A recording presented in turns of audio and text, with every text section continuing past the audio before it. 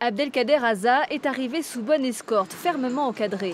La dernière fois qu'il a été présenté au tribunal, il s'en est échappé en se libérant d'une menotte et en passant par une fenêtre.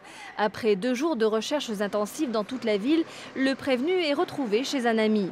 Mais ça, c'est la partie presque anecdotique du parcours d'Aza. 2 jours avant son évasion, il avait été interpellé pour avoir frappé une amie à coups de marteau. C'était au cours d'une soirée très alcoolisée. La victime a réussi à s'enfuir elle aussi par la fenêtre. Fracture du crâne, bras cassé, Sabrina a cru voir sa dernière heure arriver. Déjà, il y avait un décalage sur le plan physique entre lui qui est costaud, elle qui est petite, frêle. Et puis il y avait surtout l'utilisation de cette arme par destination qu'est le marteau, qui d'abord l'a sonné sur le plan physique après avoir reçu quelques coups, et ensuite l'a tétanisé sur le plan psychologique. Elle était très apeurée. Dans le box, Abdelkader Aza ne reconnaît rien, il nie les faits. Je peux frapper ma femme, mais pas elle, je l'aime bien.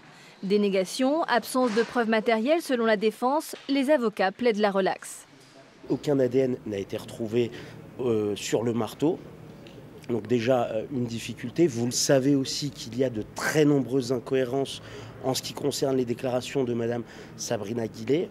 On a à chaque fois des déclarations qui sont absolument incohérentes et ce sont, à mon sens, des éléments qui plaident finalement en faveur d'une relaxe de Monsieur Aza.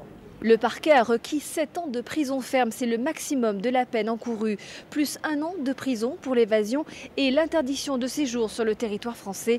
Mais la décision appartient au tribunal.